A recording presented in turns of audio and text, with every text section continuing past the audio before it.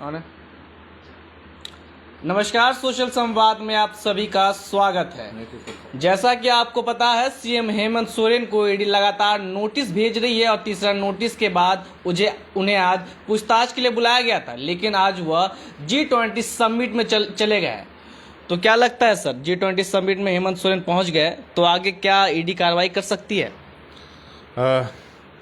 तो आज जो सबसे बड़ी खबर थी, कल तो डुपनी उपचुनाव में हम लोगों ने काफ़ी कुछ बात की है, लेकिन आज सबसे बड़ी खबर थी कि ईडी की जो तीसरी समन पर हेमंत सोरेन क्या करेंगे। हालांकि कल ही क्लियर हो गया था कि जो मुख्यमंत्री हैं वो ईडी ऑफिस नहीं जाएंगे, और उन्होंने वही किया। आज जब शाम में वो 3 से 4 बजे के वक्त में उन्होंने सीएम आवास से जब निकले तो सीधे उन्होंने जो है एयरपोर्ट जाकर वहाँ दिल्ली हो गए, जहाँ G20 के लिए आज रात्रि भोज रखा गया राष्ट्रपति की तरफ से। तो वहाँ उन्होंने गए और ईडी ऑफिस लिफाफा गया। हालांकि उस लिफाफे में उन्होंने क्या कुछ तर्क दिया वो तो ईडी ही जाने, इसलिए कि उसे प्रेस में नहीं जारी किया गया। लेकिन एक बात तय है, जैसा हमने कहा कि फर्स्ट, सेकंड और तीसरे नोटिस के बाद झारखंड की जो राजनीति है उसमें बहुत कुछ होने जा रहा है। अब ईडी के ऊपर है, इसलिए कि हेमंत सोरेन जब कल ही आप देख रहे थे, जब चाईबासा में थे, जब वहां पर गोवा गोलीकांड के जो शहीद हैं उनकी उस श्रद्धांजलि के लिए आए थे, तो बार बार वो कह रहे थे कि भाई देखो, ऐसा है कि हमें जेल जाने से डरने वाले नहीं है, अगर है हिम्मत तो गिरफ्तार कर लो। पहले भी वो कह रहे थे कि उससे पहले से भी ज्यादा मजबूत होकर हम ये करेंगे, और केंद्र के बारे में वो बता रहे थे किस तरीके से उनकी जो सरकार बनी है उसके अगले घंटे से उन्हें डिस्टर्ब किया जा रहा था। वो जनता से सीधे संबोधित करके वो मैसेज दे रहे थे कि आपका जो कदम है उससे हम घबराने वाले नहीं है, वो ईडी की कार्रवाई हो चाहे बाकी जो भी आप ये कर रहे हैं। तो कल ये मैसेज एक तरीके से साफ हो गया था कि मुख्यमंत्री जो है डुमरी उपचुनाव के जो नतीजे हैं उनका एक तरीके से मोरल बूस्ट हुआ है, और दूसरा जो है वो क्लियर हो गया था कि वो ईडी की कार्रवाई में नहीं जाएंगे, बल्कि ईडी के साथ जो पहले दिन से वो कह रहे कि हम लीगल कार्रवाई करेंगे। रीट उन्होंने दाखिल किया, फिर से सुप्रीम कोर्ट में भी जो है गया कि ईडी को कम से कम वो इस तरीके कोई निर्देश दिया जाए कि ताकि वो सीएम के खिलाफ कोई उस तरह की कार्रवाई नहीं कर पाए। और उसमें जो ईडी की एक धारा है उसको भी चैलेंज किया गया, जो हमने आपने देखा होगा कुछ दिन पहले जो सुप्रीम कोर्ट के अधिवक्ता थे अखिलेश जी, उन्होंने उनका इंटरव्यू किया था, उसमें उन्होंने विस्तार से बनाया था कि ईडी के पास क्या जो है पॉसिबिलिटी है सीएम के खिलाफ कार्रवाई करने के लिए। तो उन्होंने कहा था कि सीएम के पास सिर्फ यही ऑप्शन बचता है कि अगर ईडी बुला रही है तो वहां पर जाए, वहां पर जाकर उन सवालों को जवाब दे, नहीं तो उसके पास इतना पावर है कि वो उन्हें गिरफ्तार कर सकती है, उनके खिलाफ कोर्ट जाकर गिरफ्तारी वारंट लेकर आएगी और ये कहेगी कि सीएम जो है हमें सपोर्ट नहीं कर रहे हैं जांच में, और वो पहले किसी को नहीं, इसलिए कि ईडी वो जो उसके पास लीड है, जो सबूत है वो नहीं बताएगी, इसलिए कि कोर्ट कभी भी नहीं कहेगा कि आप बताइए क्या सबूत है, किस बिहाफ पर आप सीएम को बुला रहे हैं। जो सीएम बार बार आरोप लगा रहे हैं कि सिर्फ पॉलिटिकली हमें डिस्टर्ब करने के लिए एक पॉलिटिकल टूल के तरह ईडी जो है काम कर रही है, हमें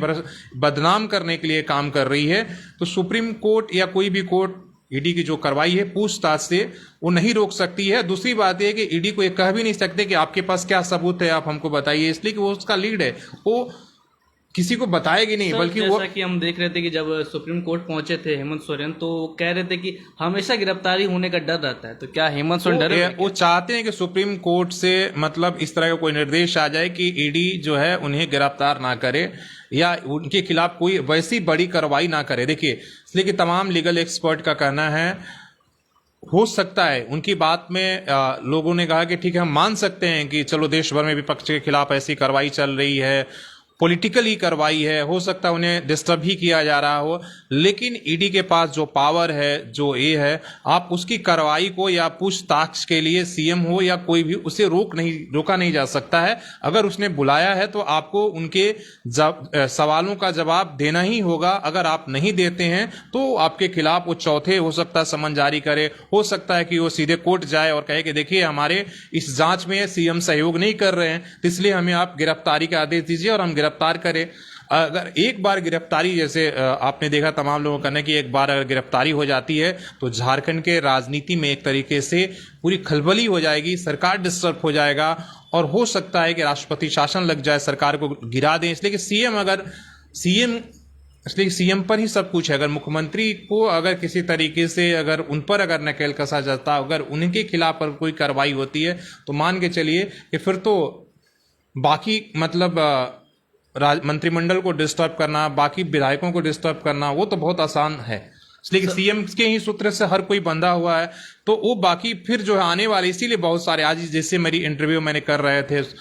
सुरेश सिंह बेसरा जो है लगातार वो हमेशा ही कर रहे थे कि देखिए हमें आने वाले 2-4 दिनों में, एक सप्ताह में, अगर सीएम आज जो नहीं गए हैं और डुमरी का जो उपचुनाव में एनडीए की हार हुई है, मान के चलिए कि आने वाले समय में झारखंड के राजनीति में बहुत कुछ होने वाला है। वो भी इस बात की कह रहे थे कि हो सकता है कि आने वाले समय में गिरफ्तारी की हो जाए, हो सकता है कि राष्ट्रपति शासन लग जाए, हो सकता है कि लोकसभा चुनाव के साथ ही झारखंड का चुनाव करा लिया जाए, हो सकता है कि जो 5 राज्यों का दिसंबर में चुनाव हो रहा है उस समय ही झारखंड का भी ये हो जाए। तो बहुत सारी संभावनाएं अभी चल रही है ये होने की, और इसमें से कुछ भी हो सकता है। आने वाले ये सप्ताह बहुत ही इंपॉर्टेंट होगा और हो सकता है कि ये महीना ही पूरे डिस्टर्बेंस होगा, क्या कुछ होगा। अब तो ईडी के ऊपर निर्भर है कि ईडी को क्या निर्देश, इसलिए ईडी भी जो कार्रवाई कर रही है उस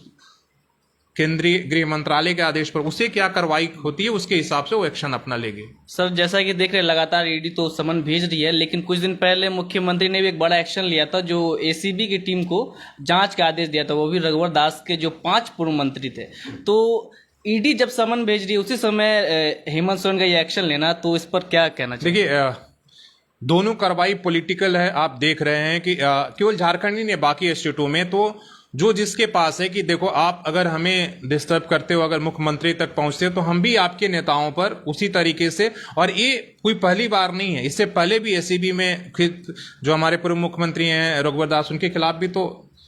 जांच का आदेश दिया था, लेकिन हुआ कुछ नहीं। तो मतलब पॉलिटिकल ये है कि अगर आप हमको अगर करते हो तो हम आपके ऊपर से एक तरीके से आप मान के चले कि चेतावनी दोनों तरफ से टेलर दिखाया जा रहा है। हाँ, एक तरह से कवच का काम किया जा रहा है, और अपने लिए कि अगर आप हमें अगर इस तरीके से करते हो तो आपकी भी जो लोग हैं उनके खिलाफ हम एसीबी से ये करेंगे। लेकिन उस तरीके से पिछले 4 साल का वक्त निकल गया, 4 साल में ऐसी कोई बड़ी कार्रवाई तो हुई नहीं। अगर एसीबी को ही अगर अब तक जांच अगर हुआ होता तो हो सकता है, लेकिन अभी तक कहां किसी ने उस तरह की बड़ी कोई कार्रवाई नहीं हुई, कोई केस जो है उस तरह एक नतीजे पर नहीं पहुंचा गया। तो ये सिर्फ दिखाने के लिए है, और इसमें सबसे ज्यादा कोई अगर बुर्बक बन रहा है तो झारखंड की जनता है, इसलिए कि ये आपसी एक तरीके से राजनीतिक ये साधने के लिए दोनों तरफ से कार्रवाइयां हो रही हैं। और अभी फिलहाल आपको देख लीजिए कि चौथा समन जारी करती है। अब सब कुछ ईडी के एक्शन के ऊपर निर्भर है, इसलिए कि भले ही मुख्यमंत्री जो है सुप्रीम कोर्ट के शरण में गए हैं, लेकिन हमें नहीं लगता, हालांकि जो हमने इंटरव्यू किया था तमाम जो अधिवक्ता थे, जो लीगल एक्सपर्ट थे, उनका ये कहना था कि इसमें सुप्रीम कोर्ट फिलहाल कोई भी निर्देश ऐसा नहीं देगी, इसलिए कि ये जांच है, जांच में कोई भी, इसलिए कि सुप्रीम कोर्ट ही किसी भी एक को जांच से नहीं रोक सकती है,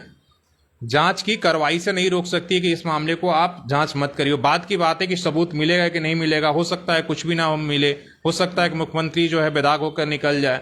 जानबूझ के हो सकता है पॉलिटिकली ही परेशान किया जाए, लेकिन वो बात की बात है। लेकिन फिलहाल तो ईडी ने डिस्टर्ब कर दिया है और झारखंड की राजनीति को आगे भी करेगी, और इसका बहुत बड़ा झारखंड के राजनीति पर फर्क पड़ने जा रहा है, इस संभावना दिख रही है। सर जैसा कि देख रहे हैं कि कई लोग कह रहे हैं कि 14 समन भी जारी होगा या गिरफ्तार हो सकते हैं, तो संभावना किसकी है ज्यादा? गिरफ्तार होने की संभावना है? सारा कुछ देखिए, गिरफ्तारी के लिए ईडी को कोर्ट जाना होगा, कोर्ट से वारंट लेकर आना होगा, उसने बताना होगा कि हमारे जांच में सहयोग नहीं कर रहे हैं। हो सकता है वो, इसलिए कि आज मुख्यमंत्री ने जो लिफाफा भेजा उसमें कहा हुआ कि देखिए हमारा राष्ट्रपति की तरफ से निमंत्रण आया, इसलिए हम नहीं अगले ए में आएंगे। तो वो ईडी के ऊपर है, लेकिन ज्यादा संभावना है कि अभी हो सकता है कि ईडी अभी चौथा समन जारी करे, अभी वो हार्ड स्टेप नहीं उठाए, वो कल 1-2 दिनों में मतलब अपना वो स्टैंड क्लियर हो सकता है कि जो चिट्ठी भेजा गया है, जो लिफाफा मुख्यमंत्री की तरफ से ईडी ऑफिस गया, उस पर ईडी क्या कार्रवाई करती है उसके ऊपर काफी कुछ निर्भर करेगा। धन्यवाद सर। तो ऐसी पॉलिटिकल अपडेट के लिए सोशल संवाद के साथ जुड़े रहे, तब तक के लिए देखते रहे सोशल संवाद। जय हिंद।